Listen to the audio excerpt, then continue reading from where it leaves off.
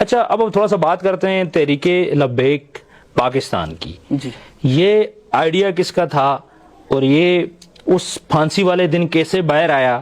پھر اس کے بعد اس میں کون شامل تھا؟ جس ٹائم غازی صاحب نے پھندا اپنے گلے میں ڈالا نا عثمان بھائی، جی جی ٹھیک ہے.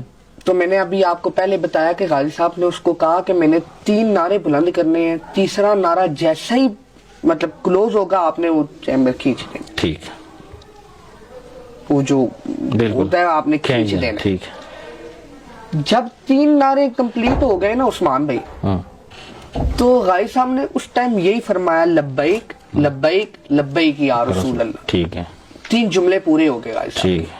جب 3 جملے پورے ہو گئے نا عثمان بھائی، اس کے مطلب پھر طریق کی بنیاد ادھر سے اصل جو طریق کی بنیاد ہے نا وہ غازی صاحب کے ان نعروں کی وجہ سے شروع ہو گئی اس دن. ٹھیک ہے. جس دن پھانسی ہوئی تحریک لبیک سمجھو اس دن وجود میں آ گئی، وجودی تاریخ وہ بنتی ہے طریق لبیک کی. اس کے بعد 2-1 مہینے غالباً دادا ابو کے ہاتھ میں طریق کا ایجنڈا رہا. ٹھیک ہے. آپ نے آگے پیچھے جب ریسرچ کی، بات چیت دیکھی، نظام دیکھے، کیونکہ اس ٹائم آپ کو پتہ ہے غازی صاحب کی شہادت کے بعد تو پھر ہر گلی کوچے کا مولوی، امام، خطیب، اس نے پھر 295 کے بارے میں، اس کے بعد پھر غازی صاحب کی بھی یہی خواہش تھی کہ کیونکہ غازی صاحب کی علامہ صاحب سے ملاقات تو نہیں ہوئی لیکن محبت بہت تھی. بالکل. ہر ملاقات پہ علامہ صاحب کے لیے غازی صاحب مکتوب بھی بھیجتے تھے، بات چیت بھی ہوتی تھی، مطلب کافی محبت کرتے تھے. کون سے علامہ صاحب کی بات کر رہے علامہ ہیں؟ خادم حسین صاحب بڑا پیار، غازی صاحب بھی بڑا پیار کرتے تھے. اچھا. اور بابا جی بھی بڑا پیار کرتے تھے. ٹھیک. تو پھر دادا ابو کو کسی دن، ہمیں تو نہیں معلوم، دادا ابو کو کسی دن غازی صاحب نے اس حوالے سے آگاہ کیا تھا. ٹھیک.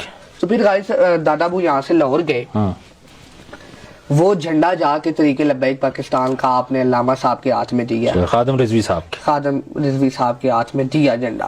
اس کے بعد آپ بھی دیکھتے ہیں کہ علامہ صاحب نے بھی ہر گلی، ہر کوچے، بڑی محنت کی ہے. کوئی گلی پاکستان کی ایسی نہیں ہے عثمان بھائی جدھر علامہ صاحب نے خود، یا تو نا ہمارے پاؤں ہوتے ہیں. یہ بہت بڑا جملہ ہے عثمان بھائی. ایک معذوری کی حالت میں ایک بندہ ویل چیئر پہ بیٹھا ہوا بابا، اس نے کفر کے دلوں میں ایسا لرزہ پیدا کر دیا کہ بالکل اس نے سمجھے غازی صاحب نے امت کو جگایا نا، اس کے بعد چلانے والا علامہ صاحب تھے. اچھا مجھے ایک بات بتائیے گا، خادم رضوی صاحب نے ممتاز شہید صاحب کے قدموں میں جب ان کو گھر لایا گیا تھا تو اپنی پگڑی اتار کے ان کے قدموں میں رکھی تھی، یہ کیا واقعہ ہے؟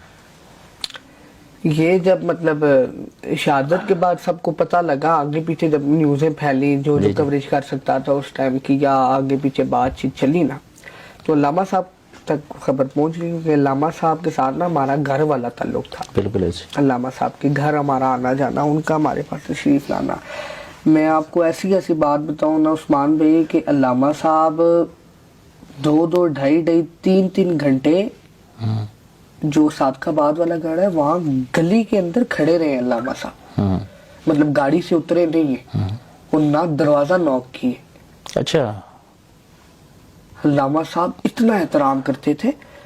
یہ ان کے آپ کے دادا صاحب کا مطلب غازی صاحب کے پورے خاندان کا. یہ نہیں کہ صرف دادا کا. اچھا. علامہ صاحب غازی صاحب کے کسی بھتیجے کو دیکھیں گے، بھتیجی کو دیکھیں گے، اس کے بھی ہاتھ چومیں گے. یہ اتنی محبت کیوں ہے؟ یہ واقعہ تو ابھی ہوا ہے نا، یہ تو پھر اب اس سے پہلے وہ اشارے مل جاتے ہیں نا اوپر، جو محبت ہو جاتی ہے نا. پر میں کہنے کا یہ مقصد ہے نا کہ جب کوئی ملازم نکلے یا مطلب کوئی اٹھے فجر کی نماز کے لیے، اذان کے لیے نکلتے تھے، کیونکہ صادق آباد والے گھر میں بھی ساتھ ہی مسجد ہے، یہاں میں بھی ساتھ میں ہی مسجد ہے نا ہماری.